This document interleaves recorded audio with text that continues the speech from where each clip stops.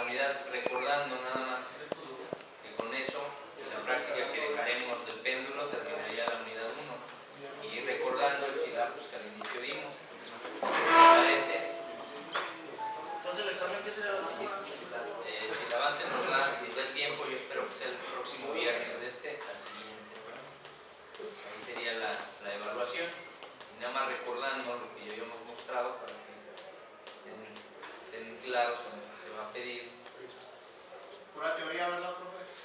Bueno, el examen, como podemos ver ahí, ese de conocimientos.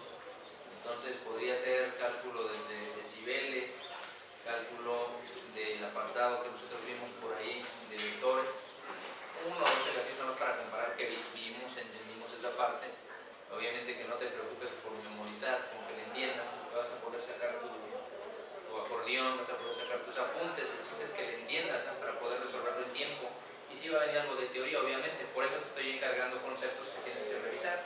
Deja y te voy a preguntar, ¿no? Obviamente. Entonces, problemas y ejercicios, ¿no?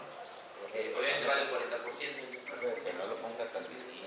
No, pues está sencillo, ahorita está fácil. Tienes el libro abierto, como el estás diagnóstico. estudiando, no tienes problema. Pero no sé, pero ¿Como el está diagnóstico? Ese es como el diagnóstico. No. Es de lo que estamos viendo. Mira, yo tengo una regla muy sencilla. Nunca pongo algo que no expliqué. O sea, nunca te pongo algo que no expliqué. Entonces, los temas inclusive los estoy viendo aquí en el programa. Muy rápido, eso sí, pero los estoy viendo. ¿Qué me refiero? Que a lo mejor el simulador te lo explica más detalladamente. No le vamos a invertir todo el tiempo. Tú puedes ya por tu cuenta meterte un ratito y verlo a detalle, por si no te quedó claro, pero se supone que son conceptos muy sencillos.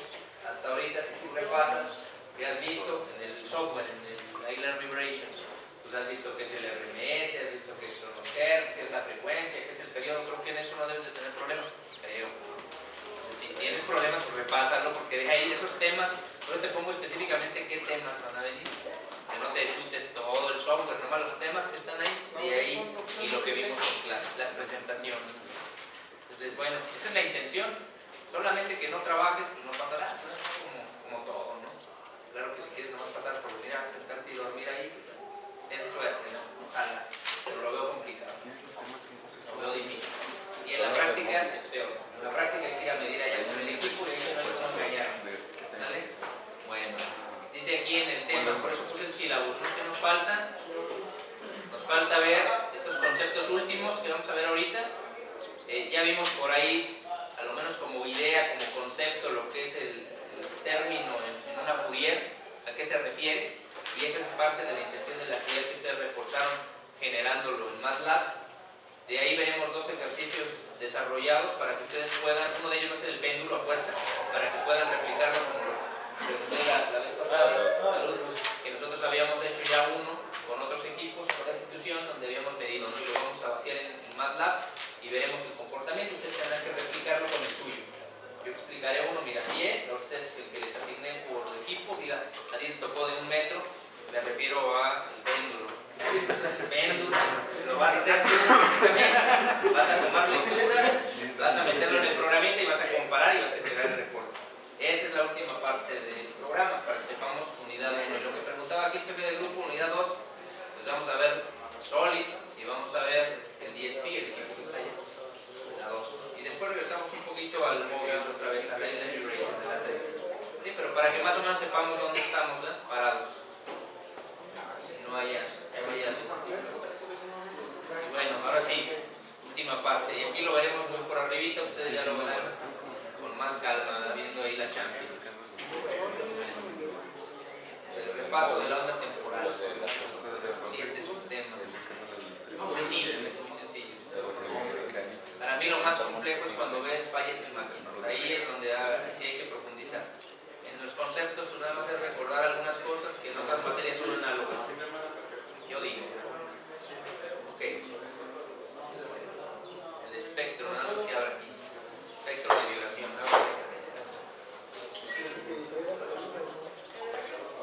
Hay que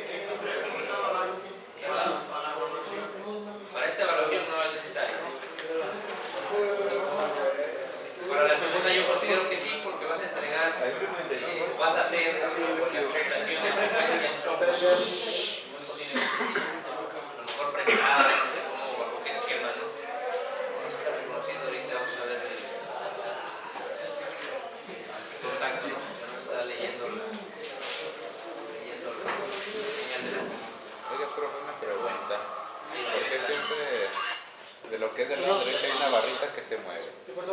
Ok.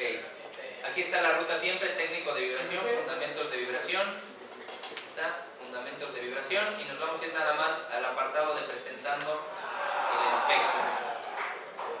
Es lo que nos dice ahí, o la onda, le llaman ahí comúnmente. A ver si no me faltó nada.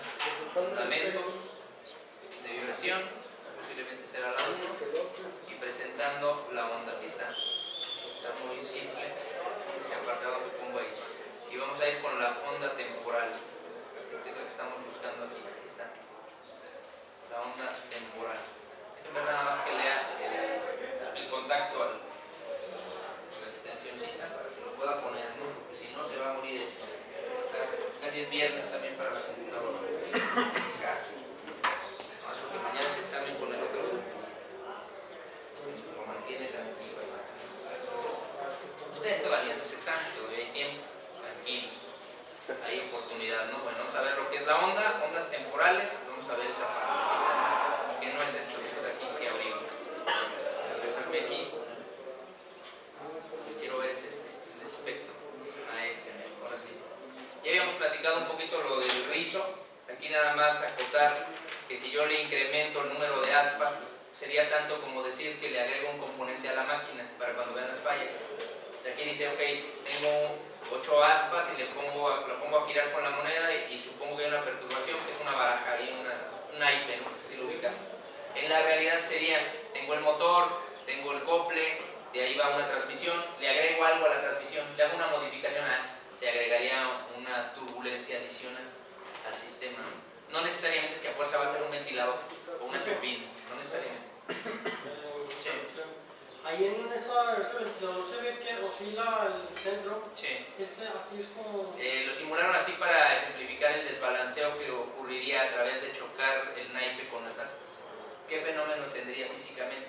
Hay muchos fenómenos, uno sea que se doblara el álabe, o que se desgaste, pero exagerando lo dice que se va a desbalancear, lo va a sacar de su centro. ¿Qué tanto? Bueno, sí, quién sabe. Ese fenómeno de que cambie de su centro generaría ese rizo. ¿Y por qué se ven 8 en cada montaña, en cada cima? Bueno, pues porque son la cantidad de álabes a las cuales le va a transmitir la vibración. O sea, todo el movimiento de 360 grados se ve afectado por cada peso del álabe. Lo que más, pues si uno se mueve, los demás les afecta. Es como si fuera un solo cuerpo. Entonces, lo que tratan de representar ahí es la turbulencia. Y lo que quiero que quede claro es que en una máquina no necesariamente me dicen, les pongo un ejemplo en un examen y le digo, a ver, el ejemplo que viene ahí, el 8 del Lionel, interprétalo. Y ya el chavo primero, está en inglés, ¿verdad? Lo primero que se queja. Lo segundo, oye, pero aquí no aparece una turbina. Pues aquí debe ver el ala de fuerza y no vienen álabes. Entonces viene cualquier motor eléctrico y luego ya dice, se le conecta a esto, a diferentes cosas. Pues cada componente que le conectes o que tengan ensamblado ahí es una turbulencia más. Entonces hay que analizar las órdenes de vibración para entender cuál es la turbulencia. Por eso se habla de conceptos que antes ya viste, ¿no? Y esto ya lo habíamos visto, yo incremento los ciclos, que obviamente va creciendo, no necesariamente la turbulencia, pero sí la amplitud y la frecuencia. Y las mediciones pico a pico y RMS, que ya habíamos platicado. Sí, son las mismas 8, nada más que se van a distribuir de diferente manera porque se crece la onda, porque se hace más pequeño en cuanto al grosor de la misma, ¿no? Eso es lo que nos dice ahí, si incrementas la velocidad. Y hay relaciones matemáticas muy obvias. A incremento de CPM, incremento de pico, de onda pico o de medición pico. A incremento de CPM, incremento de RMS. O sea, son cuestiones muy obvias que ni siquiera ponen la fórmula porque tú lo puedes ver, supondría, ¿no?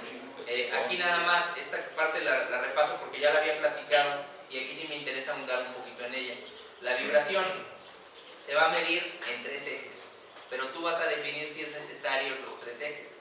¿Qué me refiero? Bueno, al inicio, en las primeras animaciones yo les ponía un motor y se veían que le ponían un sensorcito en la parte de arriba o que lo ponían apuntando hacia ustedes en Z o que lo ponían axialmente.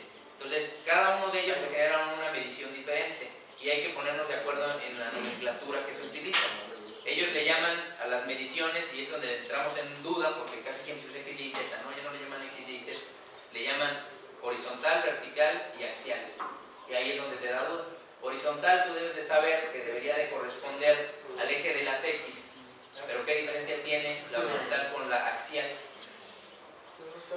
Entonces, ahí es donde entramos en polémica porque depende como te lo enseñaron en ponen en vibraciones. Entonces comúnmente ellos dicen, horizontal y vertical es el plano. Vertical no hay problema, tú pones tu motor, este es mi motor. Aquí está el rotor. Entonces dicen, ok, horizontal para ti, ¿cuál va a ser? Viendo de frente el sistema, el rotor, este es tu horizontal, el sistema. Tu vertical, entonces ¿cuál te falta? Si este es tu horizontal, te falta tu axial, a lo largo del rotor. Ese es el axial. Entonces tener claro ese concepto, que depende, este es X, Y, sería Z, ¿no? Para ti, porque siempre es el rotor, ¿no? Y lo comento porque en las gráficas ahí dice vertical, pero yo puedo elegir ya en el software, cuando elijo la máquina, le digo, quiero ver el acelerómetro en horizontal, quiero ver el acelerómetro en vertical, quiero verlo, no dice en Z, dice en axial, y te da la respuesta a la vibración en cada eje, y tú te vas a elegir cuál es el más crítico y cuál no voy a analizar los tres, ¿cuándo vas a acabar? Eliges el que tiene las perturbaciones más grandes, analizo y los demás, este es con el que voy a empezar. O sea, depende de qué vista quiere analizar, ¿no? Sí, comúnmente tú ves las tres, yo checo ambas, las dos que son XY y después veo Z, o sea, cualquiera de las dos XY que le llaman ustedes, horizontal y vertical, y luego veo axial. O sea, cualquiera de esas dos y la otra, debo cruzarlas. Y el que yo veo con un espectro más grande es en ese mesentro, para ir discriminando con un método ameno, ¿no? Porque si no tendría que hacer las tres y no, te lleva tiempo, ¿no? Eso es lo que ven que aparece aquí, vertical, y ustedes lo van a tener que elegir. Y casi siempre mencioné aquí, recuerden, mido posición, mido velocidad, mido aceleración y mido golpeo. Casi siempre la mayoría de los software vienen con velocidad. Te miden velocidad, aunque yo sé que es un acelerómetro y te mide aceleración. Entonces la gráfica la vas a encontrar indistintamente: desplazamiento, posición, velocidad, aceleración y golpeo, esas cuatro. Y con lo que tú tendrás que jugar es con la escala. ¿Quieres que sea logarítmica o no quieres que sea logarítmica? Para ver si en ese espectro, en ese tamaño se alcanza a ver o no. Eso es lo que nos dice ahí, para que lo tengamos presente en la presentación, ¿no? Y bueno, nos recuerda un poquito, ¿no? ¿Qué es la famosa onda temporal? ¿De qué se refiere cuando te pregunte ahí qué es la onda temporal? Entonces, bueno, no es otra cosa más que imaginarte qué es lo que está pasando con la moneda cuando está en la parte de arriba y en la parte de abajo en un ciclo completo. Esa es la onda temporal. Lo que pasó en una vuelta, en una revolución, en un ciclo, en ese fenómeno, en esa máquina. Esa es la onda temporal, para que lo tengamos claro, ¿no? Tú lo representas, aquí lo representas con un vector, que es la posición de la moneda. Debería de ser tantas ondas como se necesiten para representar desde que estaba en la parte inferior hasta la parte superior. O sea, el fenómeno que generó el mayor desequilibrio, que es lo que decía por el compañero, oye, es normal que se mueva el centro, ese es el desequilibrio, el desbalanceo. Pero pudieron haberlo puesto fijo, ¿no? Sí, ellos pudieron dejarlo fijo y decir, ¿sabes qué? Eso lo tiene que absorber el sistema. Entonces, tú en qué ves, si yo fijo, es muy interesante, cuando ya trabajan algunos, ven otras cosas, ¿no? Tú ves una máquina que vibra y ¿qué hacen? No, pues ponle más torque, ¿no? Fija más la pieza para que no vibre. Fijas más la pieza y ya se tronó el tornillo. Ah, con un tornillo más fuerte. Sí. Le pones más precarga, un tornillo más de mayor grado. ¿Y qué daña? Ahora dañó el bastidor. Entonces, ¿qué fue lo que pasó? Alguien tiene que absorber la vibración. Entonces, si tú lo pones fijo, vas a generar otros broncas. Tienes que poner un elemento elastómero que absorba la vibración. Obviamente, sí puedes poner uno más rígido, pero ponle un elemento que absorba la vibración. Porque en algún lado va a tener que llegar. Y eso pues lo ves en mantenimiento. Y eso pues sí nos ha pasado. Estuvimos en mantenimiento, primero fui técnico y luego fui ingeniero. Y era la clásica de los técnicos, ¿no? Pues vamos a ponerle más fuerte. Sí, pero vas a dañar otra cosa a fuerzas. El sentido común no falla. Si estudiaste bien los conceptos, no fallan. Y te das cuenta que dañan otra cosa peor. Entonces ya el técnico que tiene experiencia dice, pone tornillos y compra otros 20, ya sé que van a estar fallando, cambiando. Y no se meten broncas. O sea, mira, tiene sentido común. Es técnico, tiene sentido común. Prefiere que se dañe el tornillito a dañar la otra pieza que es más cara, porque no tiene la suficiente información para poder generar un absorbedor de vibración. Y es válido. Y esa onda de espectro no cambia con las órdenes de vibraciones. Sí, las órdenes de vibración son diferentes para cada componente de la máquina. Entonces hay un espectro que corresponde a cada componente. Entonces nada más lo que te está diciendo aquí es que tú sabes que esa onda está generada para representar posición baja y alta de una pieza. Yo puedo tener un orden 1 de vibración, entonces ese espectro corresponde a un componente de la máquina o a un grupo de componentes, ¿no? O sea, aquí también es muy importante eso, ya lo verán en los problemas y sobre todo cuando veamos en Solid, creo que les va a quedar más claro. en algunas ocasiones los ingenieros nos la complicamos mucho y que creemos que cada pieza tiene una vibración y a veces no. Tomas una pieza y tiene un subconjunto y todo el subconjunto ese tiene la misma vibración, porque son del mismo material, porque todos están ensamblados rígidamente, se comportan como un solo cuerpo. Pero lo que esté acoplado después, que tenga flexibilidad, ya tiene otra orden. Y eso lo ves muy claro en el ejemplo que viene aquí en el software más adelante, donde te pone motor, una sola orden de vibración. Tú sabes que el motor tiene muchos componentes y dice, no, es un solo orden de vibración para todo el motor. Luego ya le pone cople y luego la caja o la transmisión que sea. Entonces tú sabes que es un orden para el motor, un orden para el cople y un orden para la caja. Pero no dices, es un orden para el engrane 1, es un orden para el engrane 2. En realidad sí lo es, pero si te metes a ese nivel de análisis, ¿cuándo vas a acabar? Tú agarras el del subconjunto y lo analizas y en eso te basas. Creo que ustedes saben más de otras materias, no sé hasta dónde, en qué nivel van en diseño, pero si yo tengo una caja de engranes y le pongo un par resistivo, entonces cambia la vibración en el engrane que tiene el par resistivo. Entonces la vibración ahí sí tiene dos órdenes, el de la caja y el del engrane que está teniendo el par resistivo.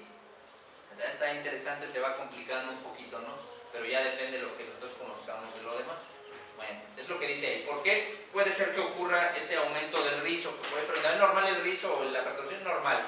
¿Por qué puede cambiar? Son preguntas que te tienes que hacer. Bueno, ya veía yo el orden de vibración y tenía una cierta perturbación. ¿Por qué de repente aumenta? Son muchos factores que lo hacen inestable. Uno puede ser la fricción, otro puede ser el desgaste, son dos cosas diferentes. Otro puede ser el aumento de temperatura.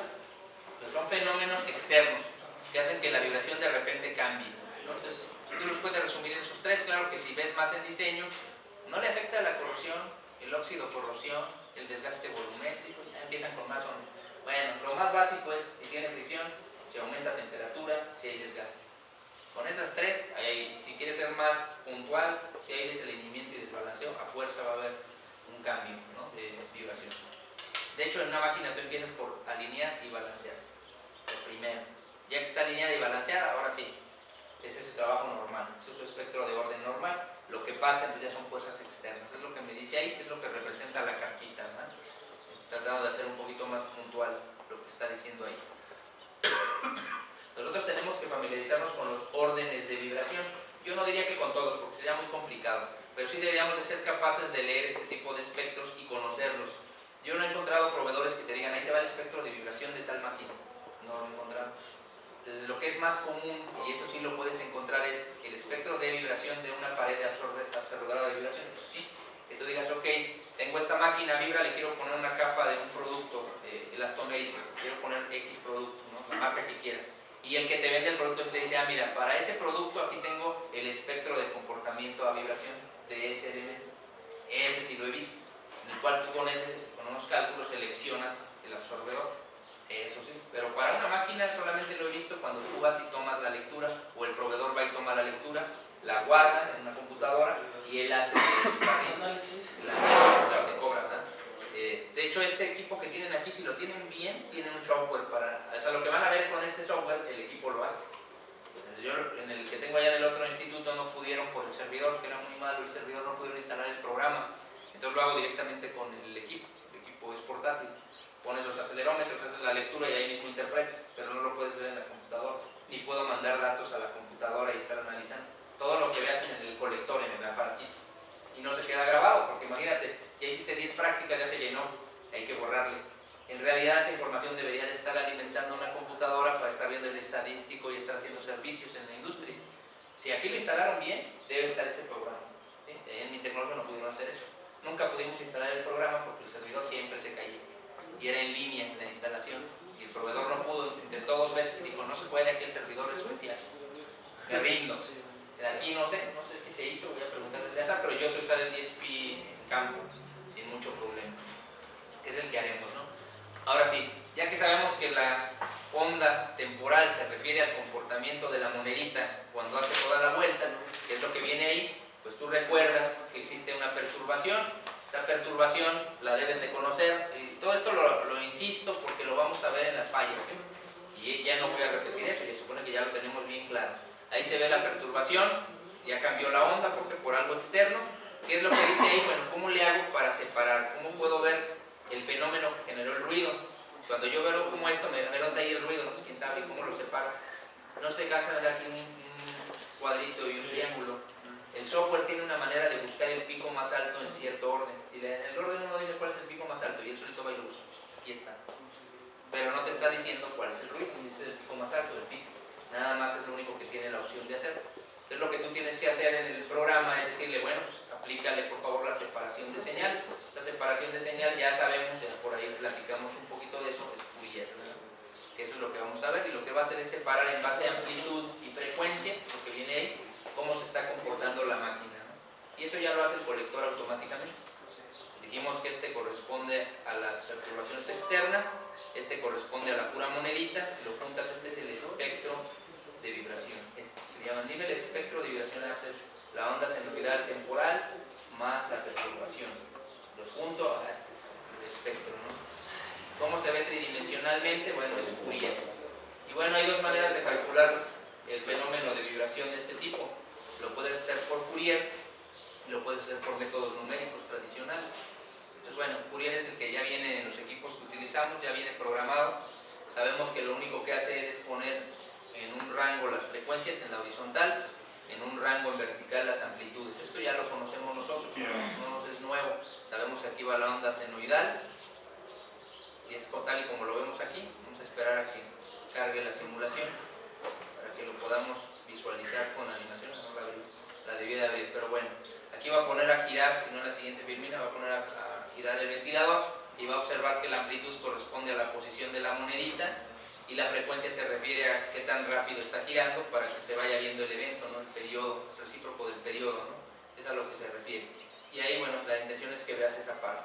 Es obvio que conforme este se mueva a una altura diferente, este va a cambiar, ¿no? Este de aquí. Y la frecuencia a la que está girando no quiere decir que es necesariamente un hertz, es un orden de vibración. Y eso quiero dejarlo bien claro, porque ven el 3, son 3 hertz. No, es un orden 3, la vibración a la que esté el motor. Puede ser que sea 3 hertz, pero no necesariamente, es la ubicación. Y lo que hace Fourier es ese giro, ya lo hemos platicado un poquito, ¿no? Ahí estamos observando, díganme. No había, si ya me dejó ciscado, pero con otro ruido de fuera. Pues bueno, yo puedo incrementar ahí el valor de la posición en el álave de la monedita y observamos que cambia la amplitud. La frecuencia es la misma, ¿por qué? Porque estoy diciendo que cambié la altura de la moneda en el álave, no dije que cambié la velocidad de giro. Si la velocidad de giro es la misma, entonces la frecuencia es la misma, lo que cambió es la amplitud. ¿Sí? ¿Estamos bien hasta ahí? ¿Qué pasó, compañeros? ¿Qué milagro? Yo ve.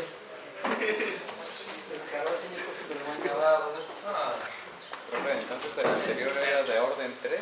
¿Mande? El anterior era de orden 3. Puede ser orden, frecuencia, orden 1, perdón. No le hagas caso a él, la amplitud es 3. La frecuencia es 1. Su frecuencia. Pero no es un hertz, es orden 1. Cambiará nada más la posición de la moneda. Si tú la moneda logras hacer que esté en un álave más largo, entonces la amplitud va a cambiar en el sistema. Aquí si te fijas la velocidad, aunque yo dejara una velocidad constante, simplemente hago álaves de diferente tamaño a misma velocidad y pongo monedas a diferente distancia y las amplitudes van a ir cambiando. Pero la frecuencia es la frecuencia natural del sistema. Entonces el orden se rige por la frecuencia.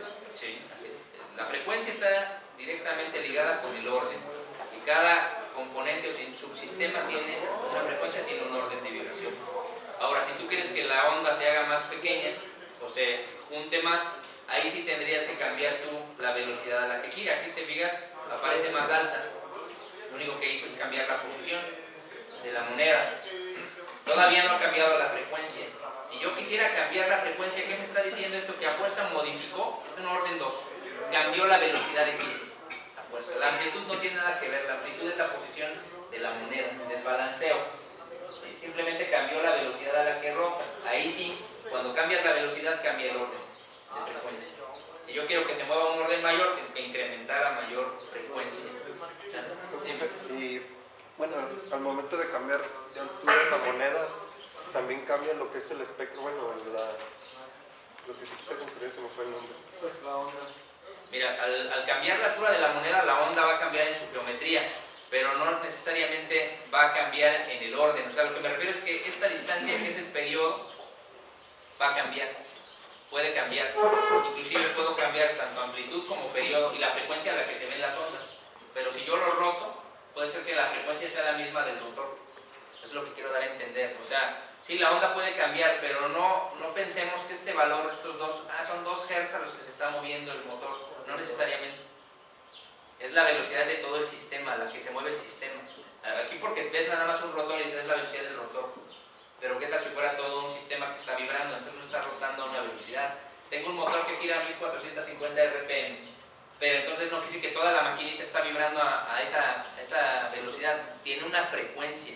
Esa velocidad genera que tenga una oscilación de ciertos Hz. No sé si encontramos la diferencia. Pero no quiere decir que le aumento a 3000 RPM el rotor, entonces el motor está vibrando a tantos Hz. No, esos 3000 generan que se mueva a cierta frecuencia. Esa frecuencia es el orden. Entonces no confundir el orden de vibración con la frecuencia de rotación. No necesariamente es la misma. Si el elemento rota a cierta velocidad y genera una frecuencia igual, pues sí es el mismo, pero puede ser que no.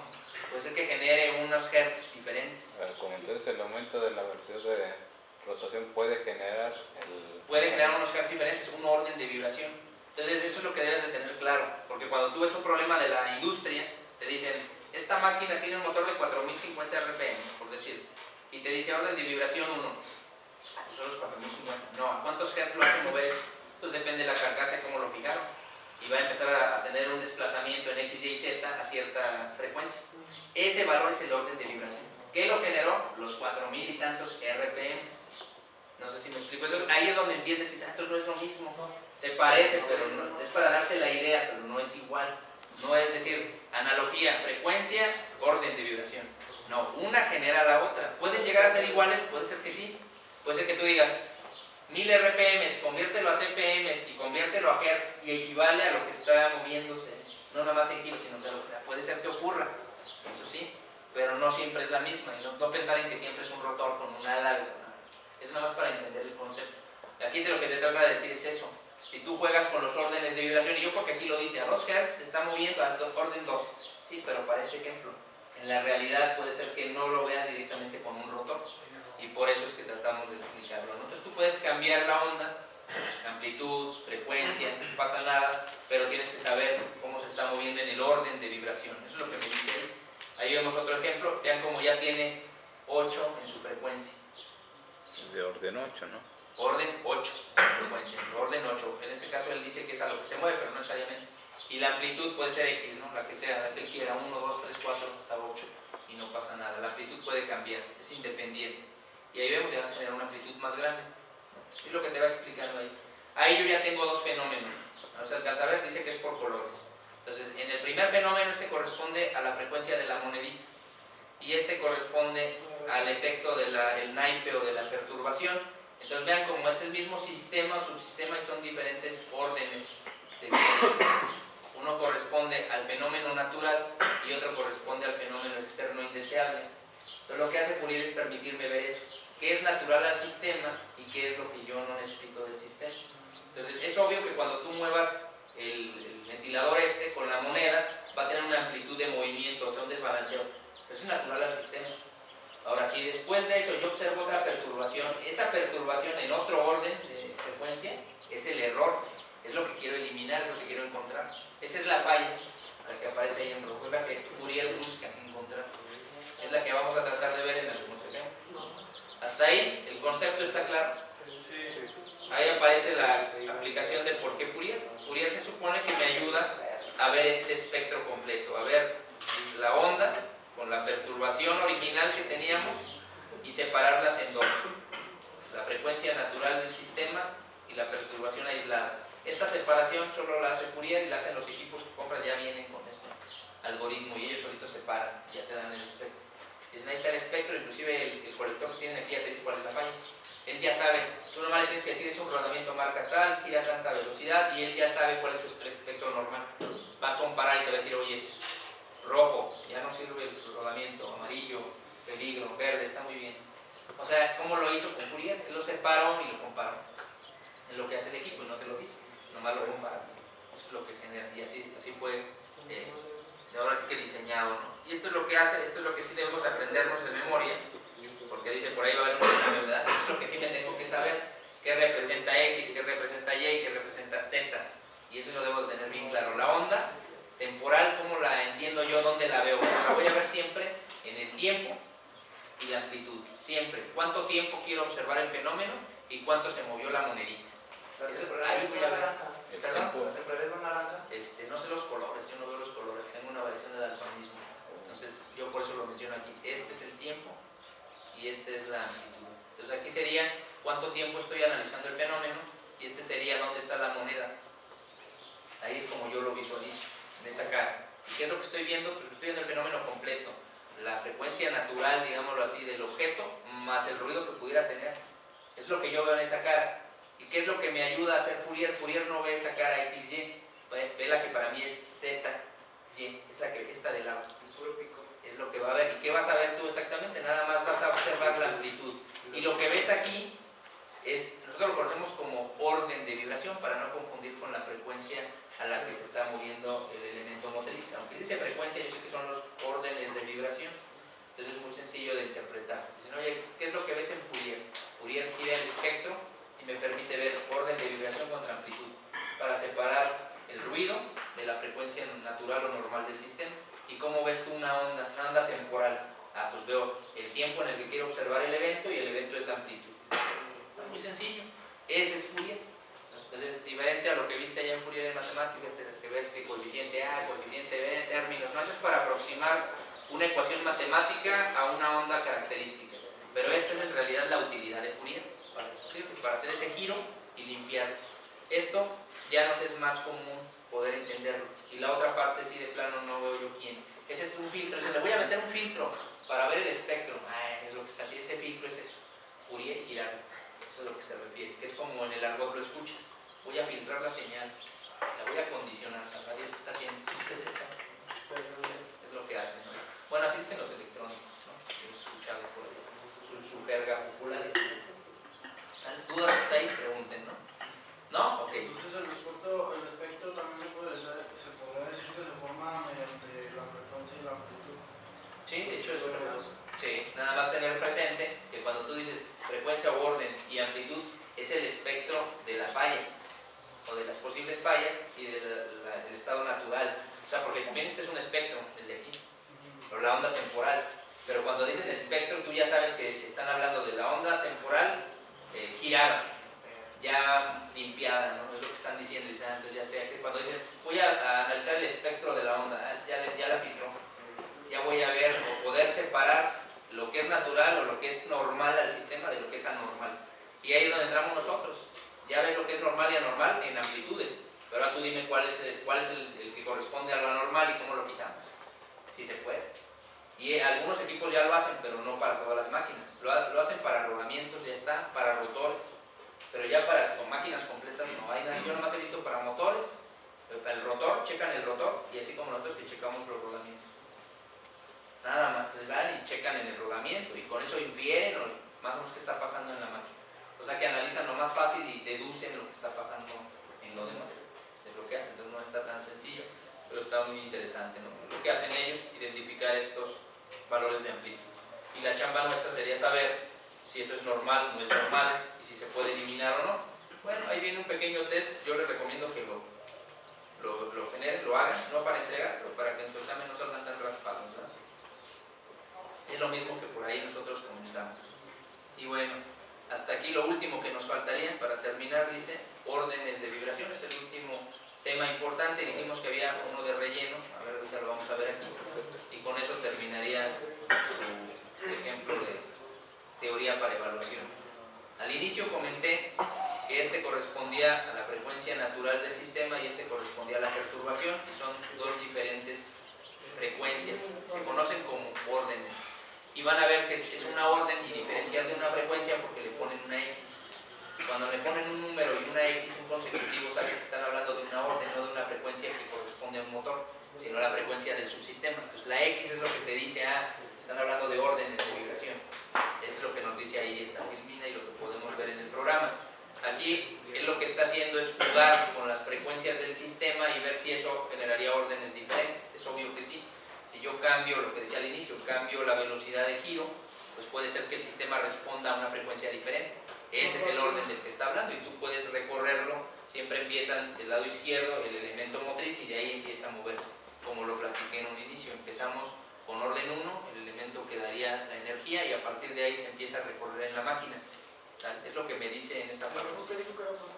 ¿El qué? Es que comúnmente es la perturbación, el elemento que tiene la falla. Comúnmente, no siempre. Comúnmente, ¿no? Y es lo que me dice ahí, orden es que esa es la frecuencia afectada por la velocidad. Es una razón de proporción, una división, la frecuencia entre la velocidad a la que se mueve.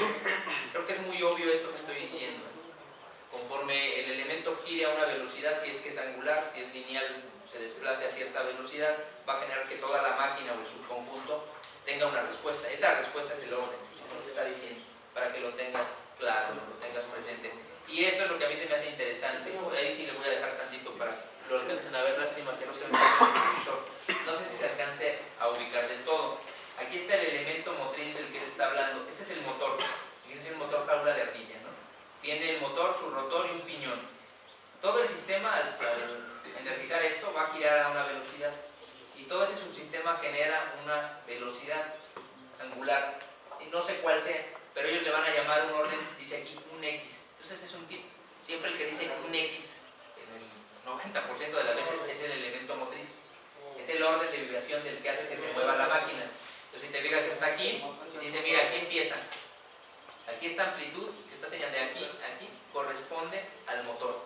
Y después conecto al siguiente subsistema. El siguiente subsistema es una transmisión. Y la transmisión es la corona y el piñón de un paso. Y ese sistemita, ahí sí ya tiene una frecuencia asociada. Ahí ellos calculan a esa velocidad que transmite. No me dice la razón de velocidades del piñón y el engrane. Me dice, ¿sabes qué? Esa velocidad que tenga hace que se mueva, se desplace a ciertos hertz. Ese valor es 0.68. ¿De qué? Del orden anterior. De la velocidad a la que se haya movido el motor. Entonces por eso dice de X. En función de lo que se mueva X. O sea, le vas a agregar la vibración que tenga el motor, se le va a agregar la vibración que tiene la caja o la transmisión. Y ese va en el orden, aquí es, aquí pegaditos. El segundo, ven cómo va de izquierda a derecha, como lo mencionamos. Y en el final, el que hace el trabajo, que es una turbina, tiene obviamente su corona, la turbina y los álabes y el eje, ¿no? Todo esto se va a mover a una frecuencia diferente, a unos órdenes de vibración correspondientes al motor original. Hago la aclaración, no creas siempre que van a ir forzosamente todos en ese orden, o sea, empieza de manera lógica sí, pero puede ser que tenga un elemento que amortigue la vibración. Si yo le pongo algo que amortigue la vibración aquí, entonces este a lo mejor va a quedar en la gráfica antes, pero tendría que tener un absorbedor de vibraciones para que el sistema reduzca. Lo lógico es que vaya del elemento motriz hacia la derecha, en la gráfica, siempre, ¿no? Y así es como se leen los órdenes de vibración, así es como lo ves en las fallas de la máquina. Empieza a ver, pues cómo está la máquina ensamblada, y entonces como se mueva esos hertz, es el primer orden de vibración, y el segundo es el siguiente orden. ¿A qué me refiero? Que los hacen vibrar a una velocidad de rotación y observan cuáles picos son característicos. Mira, está trabajando bien, no tiene falla, no se calienta, no nada, y observan cómo se comporta la onda. Esta onda es característica de este motor, ese es su orden de vibración. Y ahora sí, vamos a ver el segundo elemento, ¿no? Por la transmisión. A ver, cómo vibra ella sola. Y luego le conectan el motor y ven a ver cómo vibra y lo van uniendo y lo van combinando para que te dé una idea de cómo lo hacen. Así es como se arma, ¿no? En el sistema. Les mostré por ahí que tenía la opción de armar circuitos, ¿no? El tiempo de todo eso, y el programa no tiene ese enfoque, ¿no? Pero sí al final analizaremos algunas fallas. Ahí ese concepto está claro, está sencillo. Bueno, ahí viene un pequeño repaso por si quieren salir mejor en su examen, pues lo checan, ¿verdad? Y ahí termina este tema de órdenes de vibración. ¿Alguna duda? Sencillo, ¿no? Facilito para un ingeniero de quinto semestre en delante, tiene problemas, ¿no? Hasta ahí va la teoría. Entonces ya cubrimos esa parte, empezaríamos con la parte de los problemas ya en la siguiente sesión.